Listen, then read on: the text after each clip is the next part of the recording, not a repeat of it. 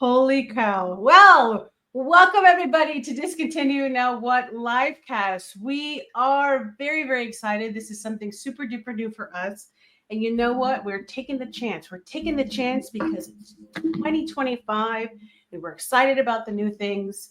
And yeah, super stoked, super stoked. Absolutely. So on this first inaugural live stream, to multiple spots, we're going live, hopefully, on DCNW's Instagram account. And at this point, we're going live also on Lightworkerpathfl's YouTube, because I do have a few subscribers that also like to catch the podcast. So we're doing that right now. We're going to expand as we can. You know, we're learning the tech as we go and growing, so bear with us.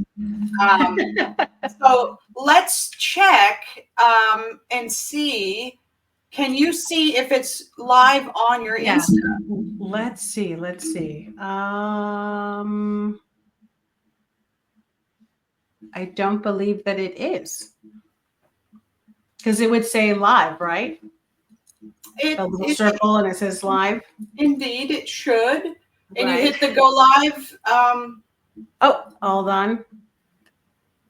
It's live here.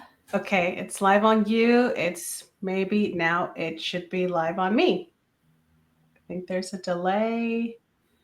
Idiot. There is a delay. Yeah. Okay. Yeah. So, yeah. I think so. You know what? Let me check on my phone. Hey, guys, if anybody's in here, we love you. And we're working on this. It's going to get smoother and smoother. Yes. And every day and every way. What are those mantras that we say?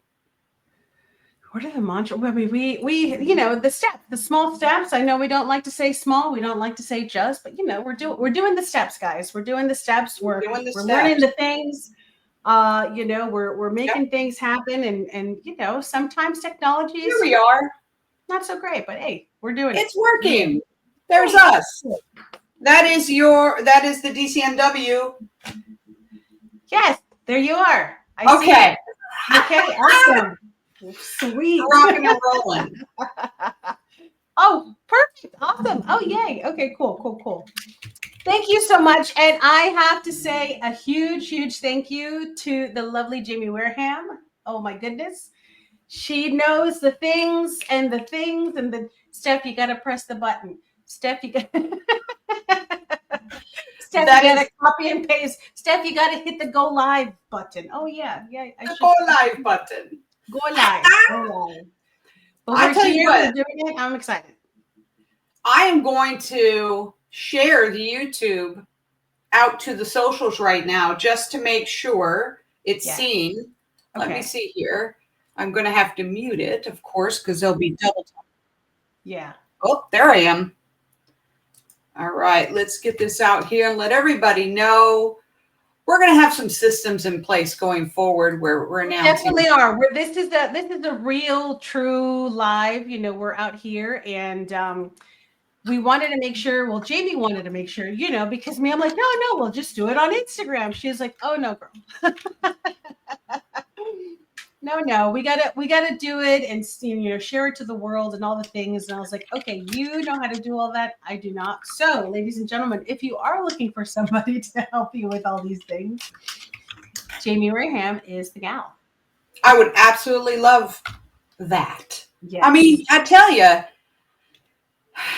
it can be a little hairy, but once you do it successfully, once you got it down and you can repeat the process, and we love that. So I am sharing this on out, and I'm going to put it in my Facebook group as well, just to get some people around here. Yeah, let them know what we're doing. We're doing some things. Questions for us. Yes, and I do have some questions that we got from some of our fantastic, amazing listeners. And we definitely want to get to those. But I wanted to check in with you. How have you been doing? What's going on? Give us a skinny. We'll get to the questions in a second. We want to make sure that you know, we're all good here. Get the energy flowing, baby.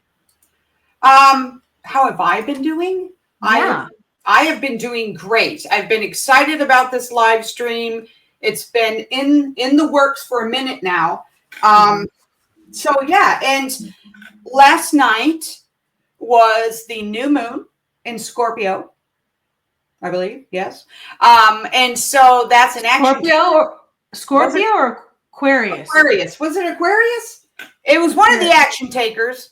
Yes, it was. I think it was Aquarius. Yeah, because it was new Scorpio moon in my brain. I don't know. Interesting. No. But it was indeed.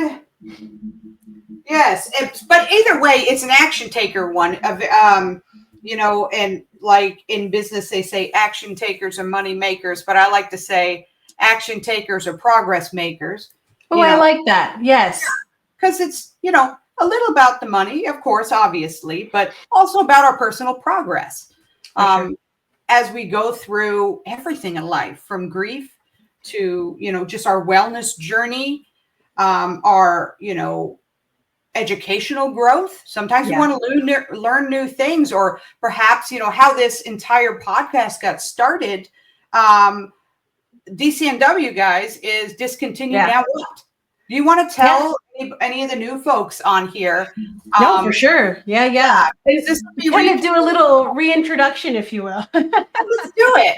Yes, guys. If you guys have not listened to us before, so as Jamie was saying, so I have been working with Jamie since 2019. I know we're kind of figuring out month-wise, but I know the year was 2019 because that was about 2 years or so, a little bit less than 2 years after Dirk had passed away. And it was a time that I didn't know what to do. He took his life in 2017, and my stepson overdosed the year before. And it's not to take that into account or anything like that, but it was something that was like, there's no handbook for grief, guys. You know what I mean? There's no handbook. There's no like, hey, this is what you do after this happens. This is what you do after that happens. Everything, every situation, and it was so interesting because, and my mom's heavenly birthday was yesterday. So I was literally thinking about this, and I was saying I was thinking I was so prepared for her to transition because I had dealt with, with loss already, passing of people that I love so very much. I've done that, I've checked that off the list kind of thing. You know what I mean?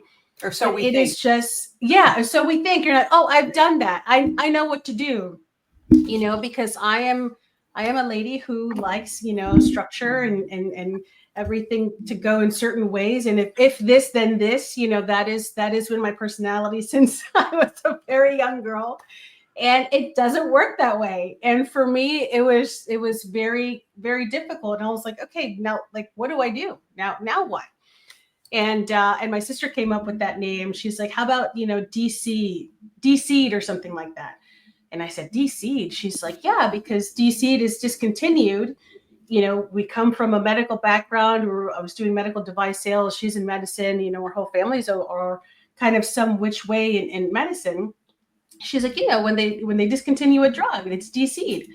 I'm like, she's like, and that's they're Christian, DC. I was like, I go, discontinued, now what? And she's like, that's it. I'm like, yep, that's it. Because that's what it is. Like, that life is now no longer what you thought it was going to be. So you're grieving that life, whatever that life is. And you're grieving the person, you're grieving, the things that you thought you were going to do, the dreams. The dreams and we hate this word, that expectation. That E word, that dirty little word. And I don't know. I think you and I were in session a couple of times, and, you had gotten offered to write in the book. Indeed. The voyage and the return, the path to self-discovery.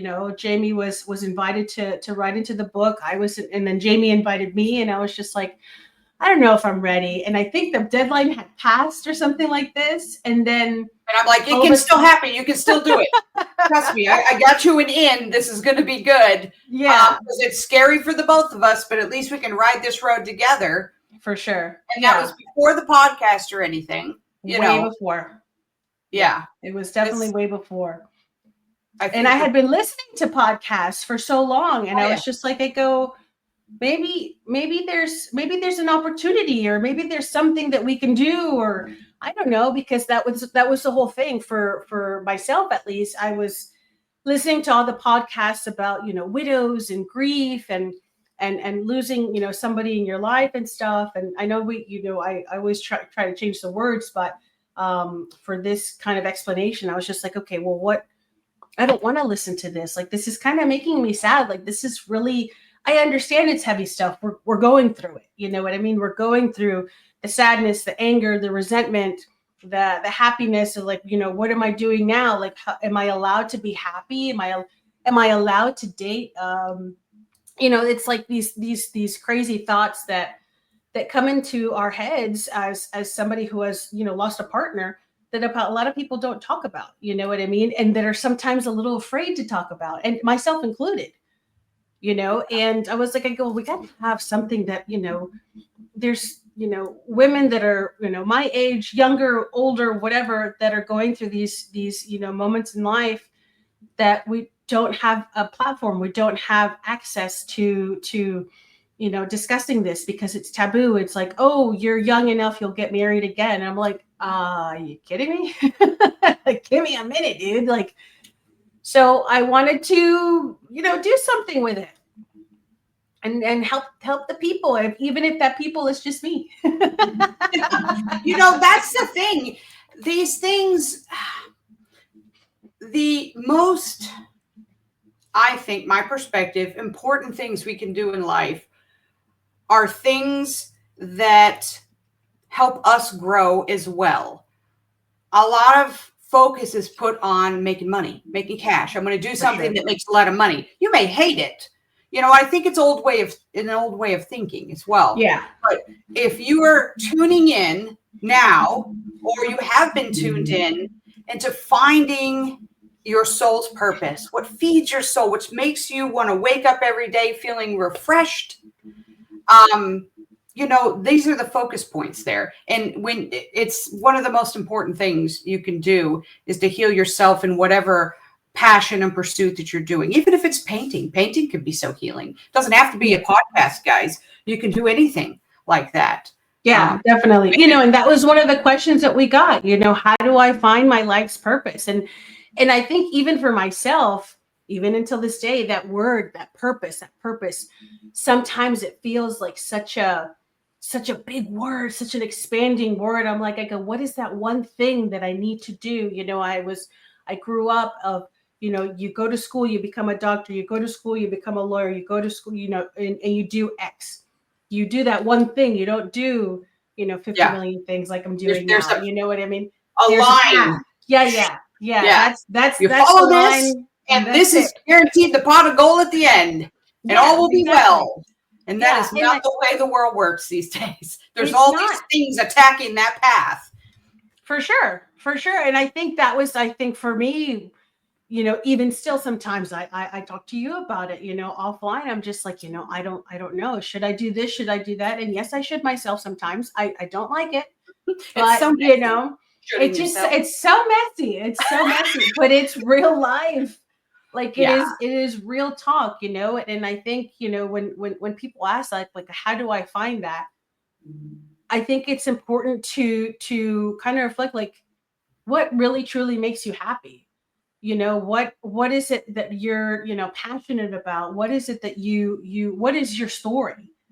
When we talk about stories all the time, and I think that's really important. And I've even spoken with you about the stories and stuff, and it's hard. It's hard because we tend to put ourselves out there, and then sometimes we don't know how much or how little to put out there. And,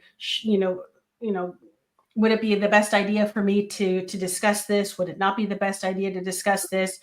But I think at the end of the day, it's like, you are going to be you. You know what I mean? And I always think back of when I met Phil Rosenthal. Have you ever guys seen Somebody Feed Phil? It's not a plug for Phil, but I love Phil so much. So it's on Netflix, and it talks about places he travels and, restaurants that he goes to and all this stuff. And I was like, he's like such a character on the TV, I'm like, he's just like so fun. I hope that he's like that in real life. I literally said that randomly. And he ended up doing a kids book with his daughter. And he was here in Decatur at the Decatur, the little bookstore here in Decatur. And I met him, and he is exactly as he is on TV. Just no reservations, no qualms, just super happy and just this beautiful energy. And I remember having a conversation with him. We were the last ones there and stuff. And his father had just recently passed. And I just talked to him, and I said, I go, I want to give you a real big hug, because I really know how tough it is to lose a parent, and it doesn't matter how old you are. He started crying. I started crying. Oh, you really had a moment with this. And my partner was like, "Why were you guys crying?" I was like, I'll tell you later. It is very hard to be able to explain that in the right way to someone who hasn't experienced it. I mean, it touches things that we don't have words for, but in our eyes, we can recognize it. Yeah. And it's an unspoken acknowledgement. Sad but beautiful understanding that you can't just explain into someone else. Yeah. No, indeed. It's a club that's not fun to be a part of, but it's definitely not. Definitely an insider's club. Mm-hmm. It definitely is. Yeah. And it's I'm gonna say it. It kind of sucks to say that, and it's hard for others to understand who have not experienced that. And but I think that's it's okay. It's unfortunately it is inevitable. This is life. And it's and my girlfriend was telling me one time, she's like, her father had passed away. She was maybe in her 30s, early 30s, or it was late 20s. And she was talking to a therapist, and she said, yeah, our bodies are not recognizing like that kind of phase of life. That phase of life for us is typically down the line, 20 years from now, 30 years from now, when that's quote unquote supposed to happen, like the natural kind of trajectory of life. And we're not used to kind of having to deal with that phase so early. And I said, man, that's a really interesting and kind of true concept of like what we're actually going through. We go through things a little bit earlier than, losing a partner, that usually happens when we're 80 or 90 or whatever it is, you know what I mean? And losing them when we're in our 20s or in our 30s, it's like, wait, I can't compute that. That's supposed to be down the road, not like right now. You know what I mean? So that was a really, really interesting way of how she put that. And I said, yeah, our brains are not accustomed, but I don't think really prepared in any which way. But I think in that, for like that phase of life, that things come earlier and earlier for us. So I thought that was really, really interesting. Yeah, I had never anticipated losing my mom in my 30s. Like that was, I figured there's still a whole bunch more to go, a lot more to share with her, because I had a whole lot of growing to do. And some of my best moments have come afterwards, and I have my own way of sharing them, but I would love to pick up that phone. Of course. And I still, on occasion, this happened more, in the first couple of years, but I still, on occasion, I don't know where my brain goes, but my instinct is to pick up and call her to tell her something.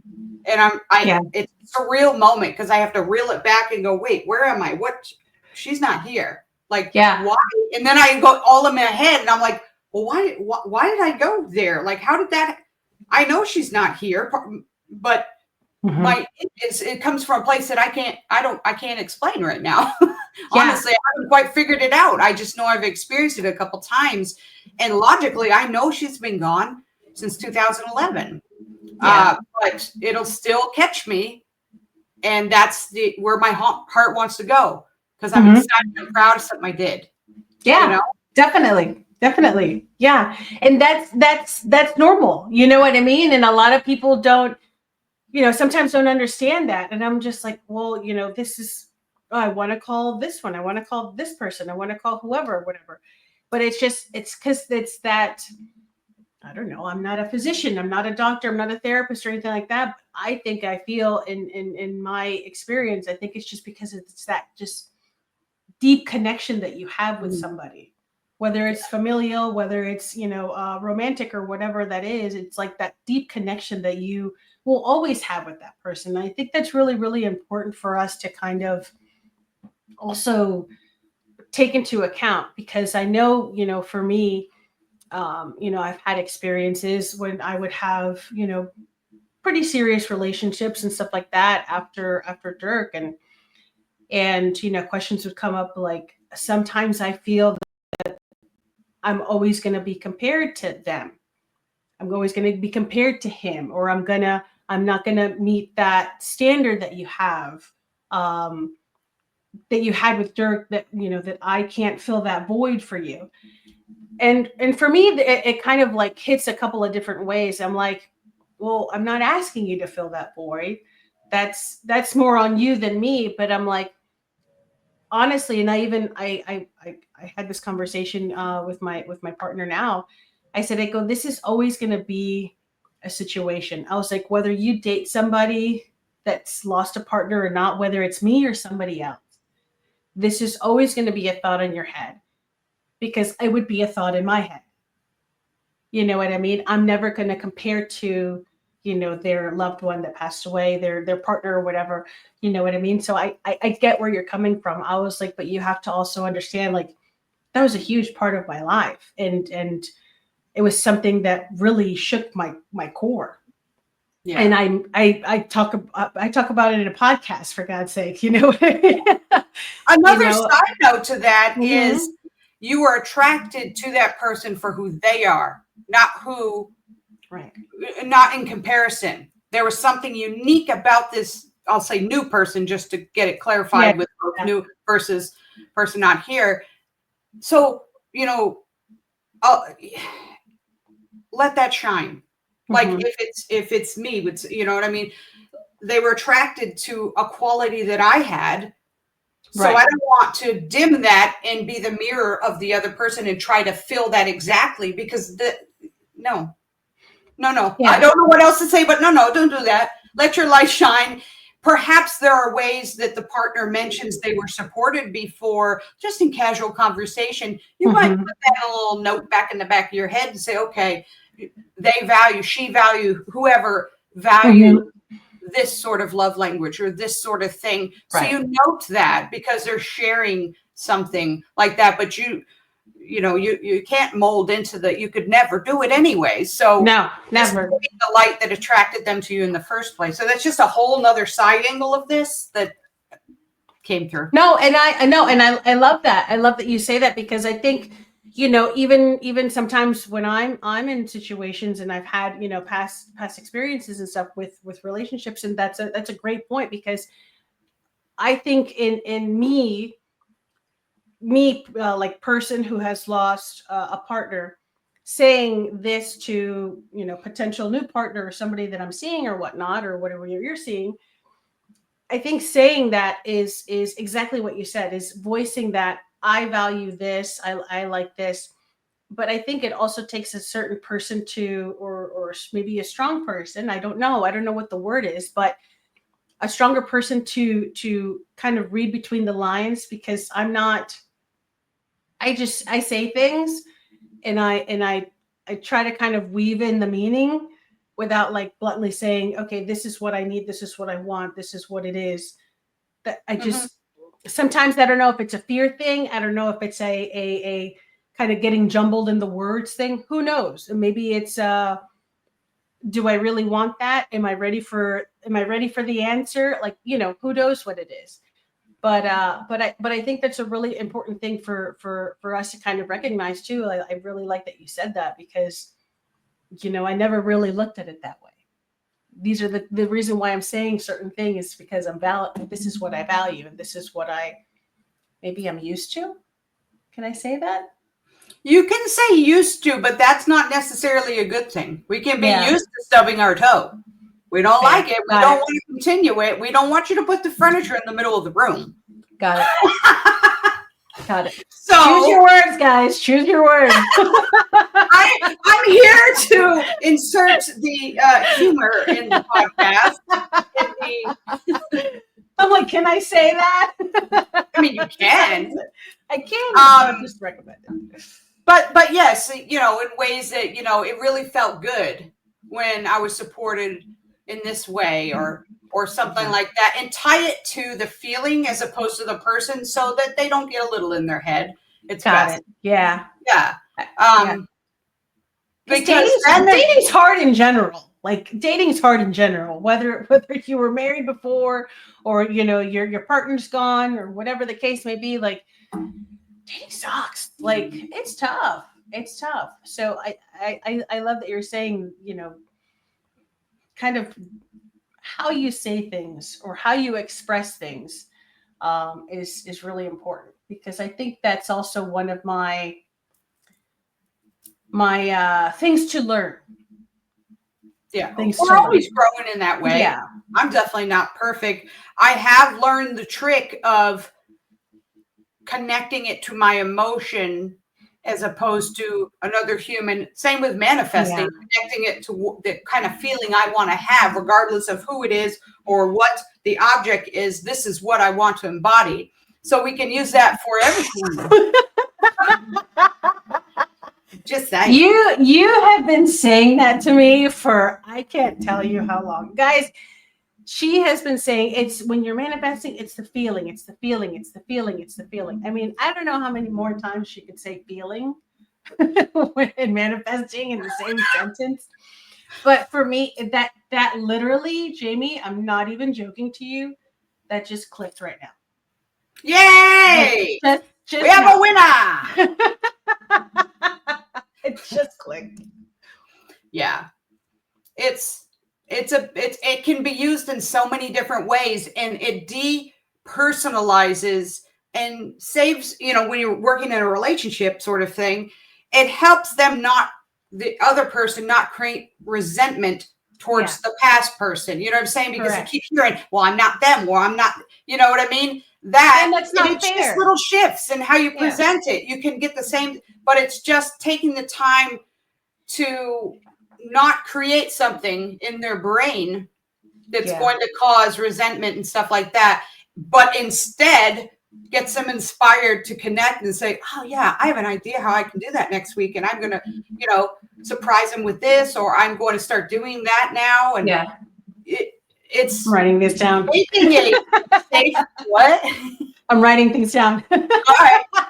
You know, making a safe playing field is really important. It's not so, if you can make it safe, you can give each other permission to stumble through the words because you know it's a safe zone.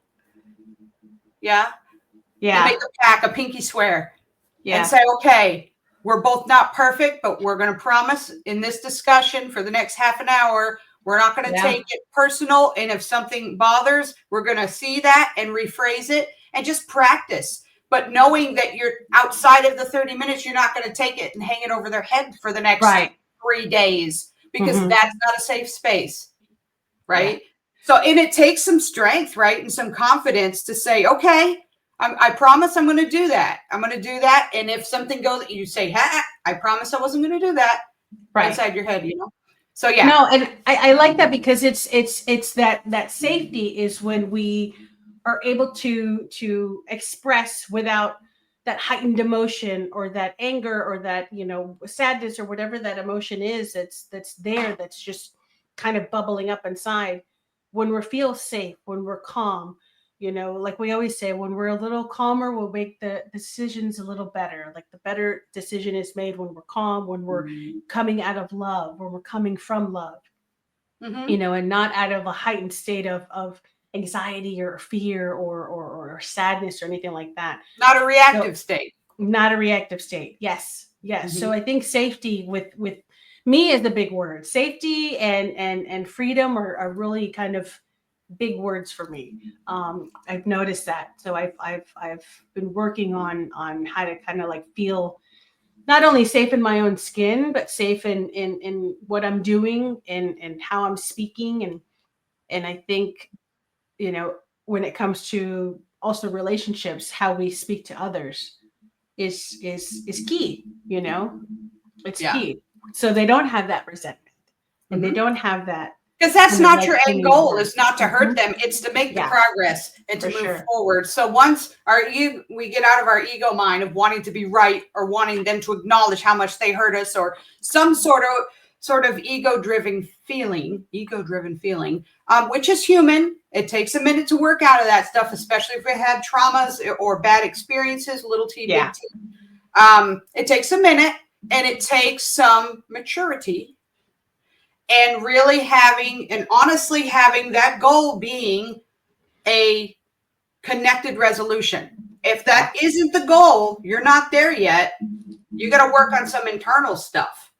Mhm. And maybe, yes, they bit and created this reaction from you because it triggered a past trauma. For Maybe sure. they did start that, but it's our responsibility on how we react in that way, if Yeah. that makes sense. How No, we react to definitely. that trigger. Do we take it and say, okay, this doesn't feel good? What is this pointing to? How can we now discuss how to not allow this to happen again or try our best? Or you're going to bite back. If you're still kind of not in a place where you've worked on anything, you're going to bite back and try to get revenge or, Yeah. retribution. They did, yeah, they did this. They made me feel this. And again, it comes to feeling now that we're talking. They made me feel this certain way. I want them to feel that much times 10, you know, and Yeah. So they never do it again. Mhm. And you know what? That never guarantees they'll never do it again. Them really fully understanding and truly caring for how you feel. It takes that too, Yeah, as well, for sure. so to speak. For sure. That's going to help it stop. Not figuratively beating them into submission. That won't work. Mhm. You take dog training. You can you beat a dog, they're going to become more aggressive. Correct. But Yeah. they, you show reward. It's reward-based training, and proud, and they're happy, and they good at physical response and stuff. It's basic stuff. Yeah. Just like Yeah. you can apply it in a multitude of ways. But For sure. anyway, we went on this beeline over here.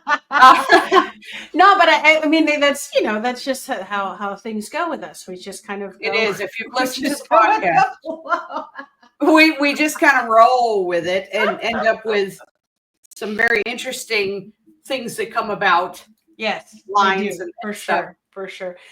Do we have time for one more question that we got in the from the peeps? Absolutely. Let's do it. A couple questions. All right, I'm cool, okay cool, with cool. time. All right, you're good with time. All right, sweet. And if anyone's watching on YouTube, Yes. go ahead. I think I can see your comments. And perhaps Stephanie can see comments in Instagram. I'm not sure. I can't see hers, but I can see my YouTube one. So go ahead and pop questions in, and we're taking questions that we had on file that we've been collecting for a while. Yes. But we're open to new ones as well. For sure. So this one was kind of interesting for me because I kind of thought it was in my thought process, it was kind of one and the same. So the connection between self-awareness and personal growth. So for me, I was just like, well, for me, that the personal growth is because I know that I'm self-aware. Like for me, it was like kind of, I thought they were kind of one and the same. I'm growing personally because I'm more self-aware of what maybe I didn't think I was before. They aren't the same thing, but they tied together. Okay.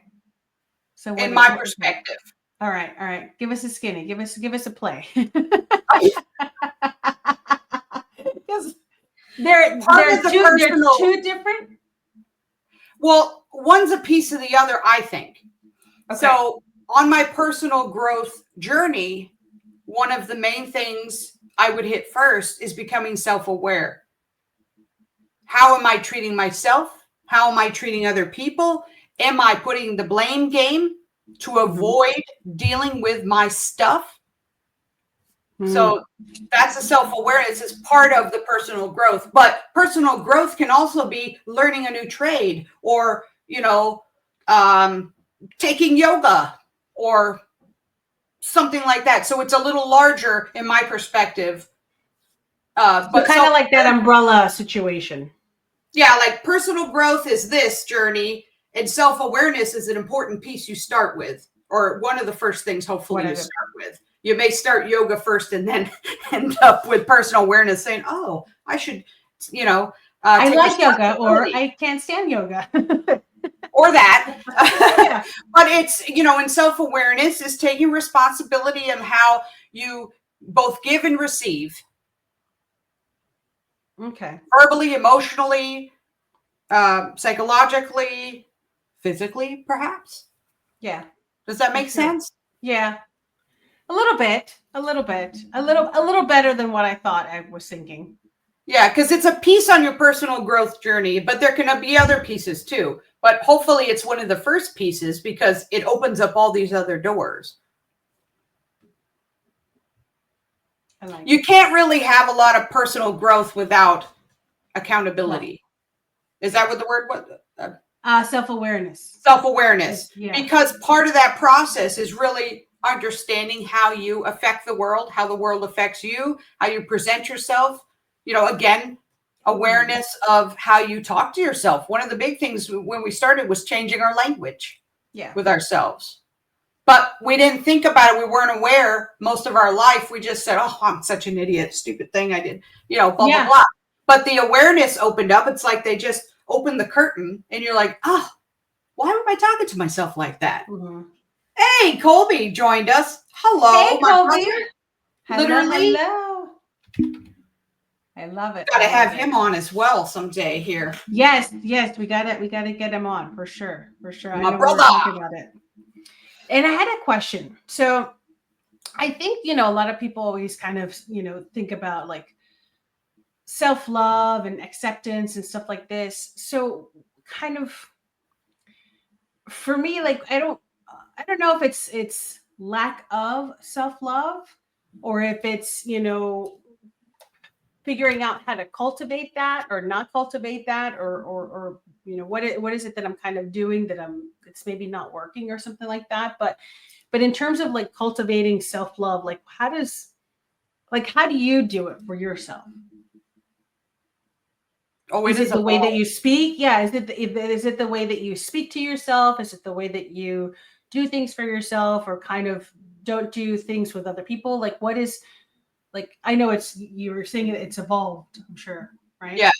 First of all, I want to say hi to Trish and Colby out there. They've piped up to say they're listening and have been listening. Hey guys, hey. Hi guys. Well, I tell you, back in the day, one of the first things that got me started on that was, being a Libra. Sometimes we fall into this. We just spoil the person that we love or are with. Mm-hmm. We want to give them just the best experience, sometimes planning out these crazy romantic nights or adventures or, finding the very best present that is going to be the best.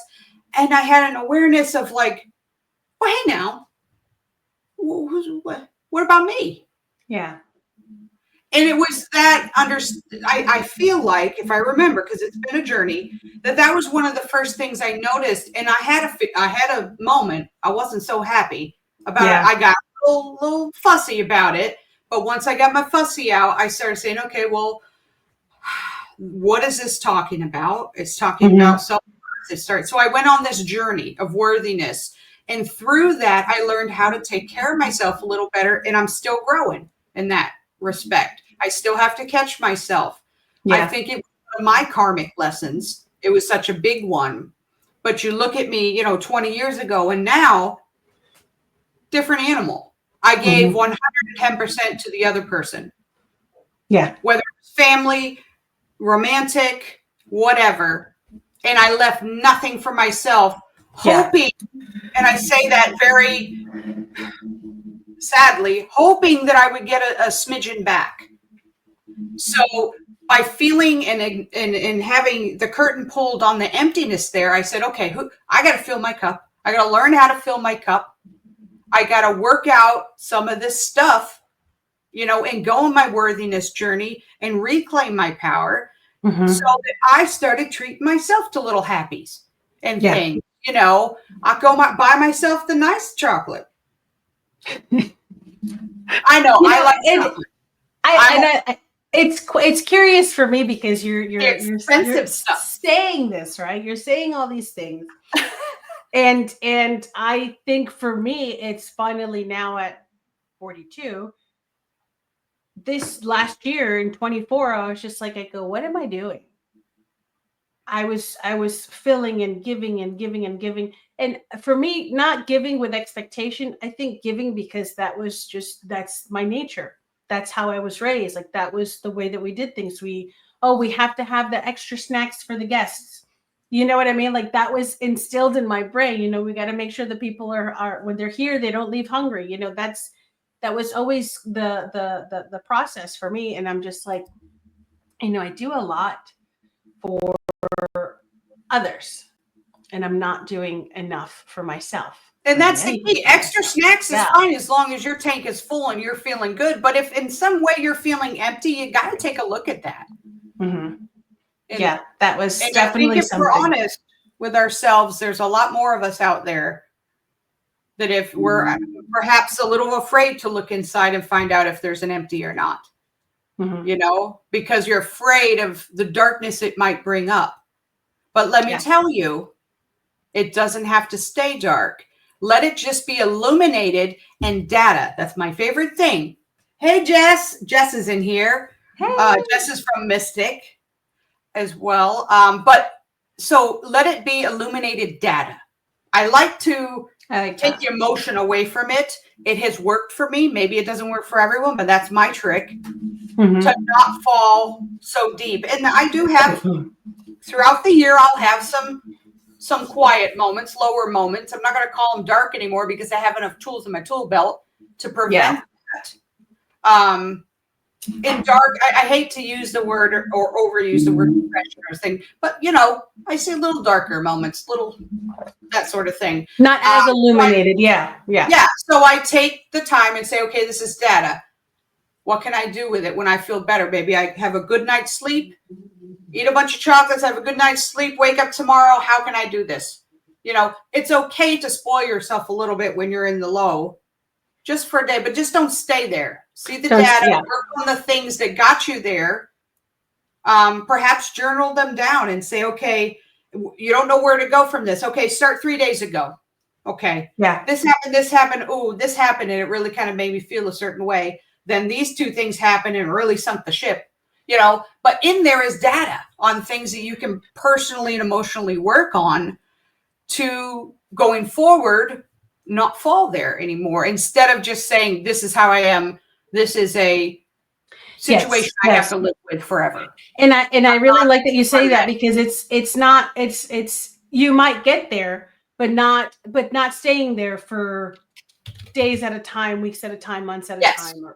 We're only human. We're going to, and we've had every single one of us is literally like a snowflake, right? We're unique. We've had different things happen to us, different environmental stuff, physical stuff, nurture stuff. We're all this unique combination. So there's no one path fits them all sort of thing. Yeah. So we're going to run into stuff. Allow ourselves to be human. And maybe we need a little minute, an afternoon or a day to just go dark, quiet. I mean, like off social media, by the way. That's what I'm talking about. Or just have quiet time and say, I'll get back to you tomorrow. Or just not get back to them. And sit and have that moment, but then move forward the next day. Say, today won't be like yesterday. Yeah. What can I do? One thing or two things to change my energy? Because it's tough. And I think that's really important that you're saying, the tools in your tool belt. A lot of us don't have that. And I think that's really important, especially for us. The reason why we keep doing the podcast every week and we try to post as much as we can and all this information and discuss all this information is because, we were also in a place at one point that we had, okay, what do I do with this feeling that I have, this anger, this sadness, this thing, like, when is it going to go away? And that's what we think, like, oh, it'll just go away. Like, I'm not going to be sad anymore in a year. Not everyone thinks so. And that's the difference. You have to want it to be better. Mm-hmm. And, folks may shoot the messenger here. You have to want it to be better. Yeah. there are states of mind where people get in, and it's more of a victim mode thing. And I know we don't like that word, but that is technically what it's called. And this is me. I claim this. This is the way I am. Yeah. You're not wanting to change, because sometimes even the painful stuff is more comfortable than something you don't know, a change that you don't have a predicted outcome for. So we have to have normal state. Yeah. That's that normal state that we've been living in for so long. Yeah. It's why some people don't leave other people that are verbally abusive or something like that, or oppressive in some way, because it's the known enemy. You can predict it. You've learned how to maneuver around it. But hey, guys, that's not life. That is not the life that you are meant to have. You're meant to be inspired and creative and a unique light. And yes, I'm getting a little about it, but I mean it. I'm serious. Jess is like, oh, girl, preach. But it is true, and it's having that have to want partner, that friendship, that tribe, whatever, that surrounding, that community. We always talk about community. That community. It's very important to do. You can't do it alone. It's too hard. No, it's too hard. It's too hard, and you're second guessing things, and like, oh, I can do this. I don't need to do that. I don't need to do that. And then I have, the mirror that is Jamie Wareham sometimes, and I'm like, girl, no, that's my test. No, absolutely not. Absolutely not. Nope. I'm like, yeah, I guess, yeah, okay, maybe you're right. yeah. And vice versa. I get words from you say it differently, but it always makes me giggle when you say stuff. I'm just kind of blunt, like, no, girl, stop. But you say, I can't think of it, but it's funny. I try to be eloquent and graceful, as nice as I can. It's usually like, oh, mama, no, or something. It's girl. Yeah. There's a few things you've said before. I don't know. Anyways, point is, it's funny, and that's how I get reached, as opposed to, it works well that way. But we bounce things off each other like that. And it's very important, whether you're learning spiritual stuff, you're learning some growth points personally, psychologically. It's all tied in, guys. By the way, P.S. News break here. All of it's tied together. And if you try to separate it and just work on one and leave the other one, we're not going to touch that. You're not going to have the well-rounded growth you're looking for. But it doesn't always have to be scary. I will also say that. You cannot work on your spiritual growth without working on your psychological situations and emotional stuff. You can't put that in a basket in the back drawer and just work on your spiritual stuff. There will come a time and a place you got to work on it. And vice versa. All that can be mixed around and flip-flopped. It's a whole thing. It is, for sure. But, and I remember at one point I was just like, I go, oh, I don't have to, I don't have to touch that right now. I don't even have to. Oh, that used to be so funny back in the day. You're like, yeah, we're not going to do that right now. Yeah, we're not doing that today. I'm like, oh, okay, we'll see. I used to giggle a lot in the beginning, because I'm like, okay. I was very resistant, guys. I mean, that's. But she did it with a smile. It was hilarious in session. She's like, yeah, no. No, because of the fear, the fear of the unknown. And I think this is something that a lot of us, are sometimes experiencing now, experiencing the past. It's like that fear of the unknown. It's like, I don't know if I want to get into that right now. I don't think I'm really ready. So, you're like, oh, okay. Yeah. And I loved in the beginning, you were just looking for a blueprint. You're just kind of like, okay. Yeah. Colby's like, into the unknown. Okay. I can almost see him going, oh. Yeah, in the beginning, you're like, all right, we got some time here. What are the 5 steps I need to do to heal from all of this? Uh-huh. All right, yeah. And we'll be good. And I'm like, oh, no. That's not how this works. People want to talk to you upstairs. No, this is not going to, no. Yeah, that's even sometimes even still, I'm like, I go, how many weeks are we talking about?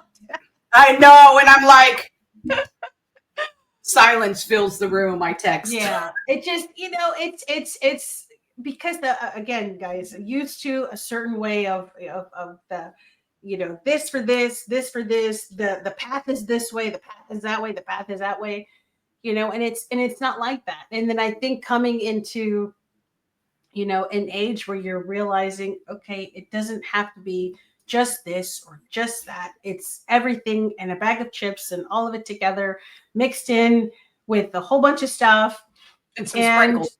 and some sprinkles. And you just, pull from what you are. Okay, I'm going to add this to the bag. I'm going to add this to the bag and keep it around. So when you're coming into that spot or when you're feeling a certain way, you have something to kind of get that emotion out, whatever that emotion is. If it's journaling, if it's painting, if it's walking, if it's music, if it's chatting with your besties, whatever that is to kind of help you fill your cup.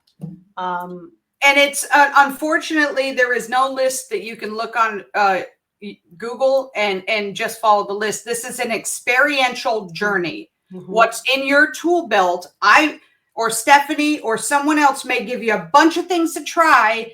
Maybe it gives you 10 things and 5 of them work great for you. The other ones don't do all that much. They don't go in your bag right now. Yeah. So, but you don't know unless you try them. So as these things come up in life, you say, okay, well, I learned to try this and this. Let's see what's going to work this time. Yeah. And I always talk about the journal of writing, okay, this worked, this didn't work. This is how I felt, things like that. So you can make yourself a science project. Mm-hmm. And things. Colby mentions one of the best things is to watch someone let go of resistance and realize you actually know a little bit about what you're telling them. It is a beautiful thing. It is. Totally. It's like a light bulb goes off and you're like, hallelujah, hallelujah. Yeah. Like, totally. It only took 3 years. It's happening. But from there, they just, it's like they just finally, and for me, I know that my mentor, when I started out, I'm sure she pulled her hair out quite a bit. I wasn't the best and I didn't follow direction and I want to do what I want to do. And she caught me at a time on purpose where I was, my mom had just passed. I didn't care about anything. I felt like an orphan floating in the wind, like I had no direction. I'd stay up all night for 3 days, play guitar, like nothing seemed to matter. Yeah. And to take that hot, loving mess and mold it into what y'all are experiencing today, this pleasantness. I'm just kidding. But not really. There was a lot of resistance that I had. I didn't want to journal. I didn't want to go to my weekly meetings on Skype at the time because we didn't have Zoom. I was like, I feel good. I'm not going to go in today, or I'm not going to go in this week. I'll catch you next week. You're like, okay. I can't force you, but I think many folks have learned that you don't just go when it already hurts. Because some of those times when you had like all of your chakras are aligned, you're ready to roll, you were able to then, with perfect energy, go on out to have these interesting experiences. But if myself and the guides, and we're talking about sessions, guys, if you're new to this, if we're spending all our energy getting your energy right, there's less that we can push out for you to have some new experience or some new information or something like that. So that's actually a great time to go is when you're feeling good, because then you can have the other stuff. Yeah. And I was never really, I was like, no, it's no. It's very resistant, very hesitant, because I was like, there's no way. There's a way. It's a way. There's a way, and it will haunt you in a good way. It will show up when you're at the bookstore. It'll show up when you're shopping for home items. Boy, you just get bothered by Egypt all the time. Oh my gosh, yes. Every time I'm at Home Goods or somewhere, or using the restroom at some random bookshop, and I'm just like, oh hey, okay. I literally will snap a picture and send it to Jeremy. They're knocking again. Yeah. Colby's like, resistance is futile. It is definitely. All right, I think we have time for at least one more question, if that's okay with you, and then Yeah. Let's do it. Let's do it. Okay. Let's see here. What else did I find on these? So effective habits for self-improvement was another one that kind of kept on coming up. For Well, me, I don't know. It's tough because every day is different. For me, definitely for habits, I have done for sure this year a couple of things that have kind of, I think, maybe calmed me down of like, okay, this is the kind of the path that I'm going is correct. Doing the oracle cards in the morning and going through my day of what needs to be done, and I was not doing that before. I was not into the extent that I'm actually doing it now. I don't know if it's because it's not doesn't the matter. journal, because I got a basic journal, girl. You know, I was like, no, I was like, it can't be the fun journal. Maybe right now I need a basic journal. But I think just wanting to go that next extra step and getting to that next level. Yes. I think that's like when we always talk about and we always hear consistency is key. Saying it is one thing. Agreed. Yeah. But actually you doing it for yourself, different animal. It is. Yeah. It is. And I'm like, just try it. And for me, I can listen to audiobooks, and I'm stubborn because I'm, typically busy and stuff. And I'm like, yeah, that's a good idea. That's a good idea. I haven't put it in play yet. Yeah. And the time I do, I end up kicking myself going, boy, it would have been a great idea to start this already because, boy, it's working great. But today's my day and I start from here forward. I'm not shooting on myself, but I'm acknowledging perhaps next time I start faster with this new thing. We acknowledge and we take note and we just keep making improvements. But that's a good thing, consistency in whatever you're going to be doing, and give it some time. You can't try it for 3 days and say, well, this doesn't work. Give it some time, for Pete's sake. Yeah, it does. It takes time. It takes time, guys. Trish is like, I can either confirm or deny these allegations. Yeah. See? All right. They know. Yeah. For sure. Any other tips that are could be applied to any realm, like personal growth tips? I think that was the question. I'm not sure. I mean, what is your? I'm drawing a blank right now. You're trying to what? You're tossing me the football? I'm tossing you the football. All right. The baton. The pause. Mm-hmm. Stopping, coming back to the present moment, and seeing, okay, what am I doing in this moment? Mm-hmm. Is it in line with what I need to accomplish today? Is it energetically in alignment? Do I feel good, or I'm feeling some kind of way that's not good? Do I need to reevaluate? So taking the time to check in throughout the day with whatever you're doing, whether it's business, work, spiritual stuff, emotional, whatever, across the board. Yeah. Taking the pause is important. Also, it's super important if you're about to get into an argument, if someone has just pushed a button, take the pause, because what you can't do is take your words back, right? But you can take a minute. And by the way, guys, there's power in the pause. That's something I never understood until the last couple of years. I'll be honest with you. I always had to respond, and felt like if I delayed my response, that showed me as weaker. Not true. You actually take hold of power when you just hold your face and you think, because then they're scrambling in their head going, what is happening? Yeah. Oh my God, what have I done? So the pause, it can help in a couple of ways. And I think for a very umbrella tip, that might be useful. Colby says, establish practices that are practical to your life that you can successfully do every day. Basically, keep it simple. That's true. Don't overcomplicate it, which is something I have in the past been Same. I'm like, oh, I can get a journal, but I can get a journal that does 50 million things at once, and I can log all of this. Girl, now you're not going to use it. I went back to the basic black and white one this year to try to train myself because I've been getting the cool one that you suggested, and I really loved it, but I fell off the wagon a lot.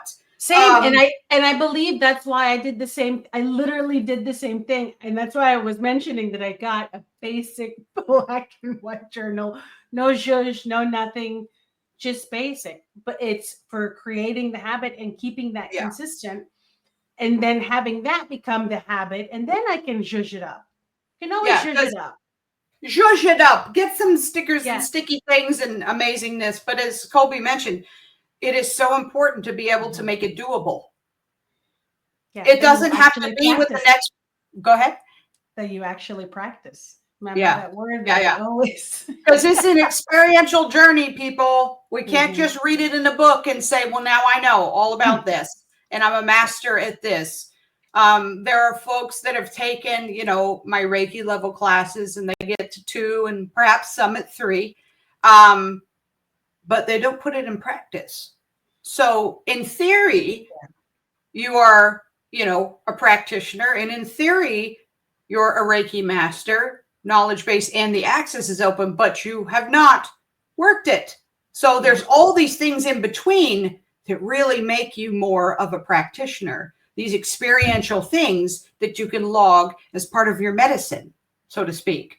Part of the way that the guides speak to you, part of the techniques that come to you. Like all that stuff happens with experience. And I like to say, I learned like this much getting through my Reiki Master certification.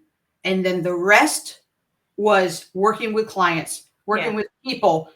Oh, I learned things you can't find in a book that are personally gifted to me.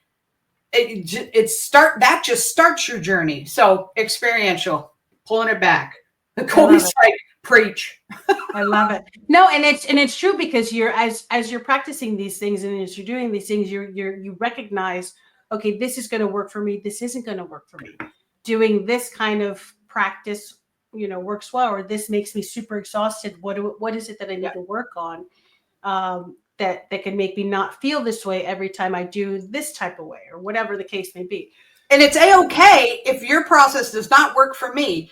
I didn't fail in any way. It's just not the way for me. But it's interesting information. You find the way for you. Sometimes processes work for a group of people. It's, but sometimes they don't. So just don't think that you're failing in any way because you can't do it the way the book said or this teacher tried to explain it.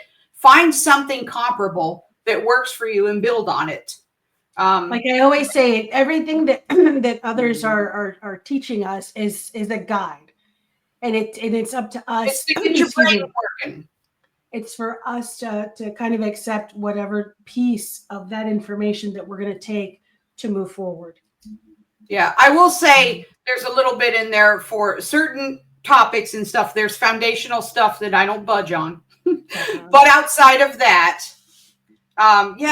it's, I feel like some folks quit because their output doesn't look like the next person's. If they're stuck in the comparison mode, and personal growth is not a comparison game.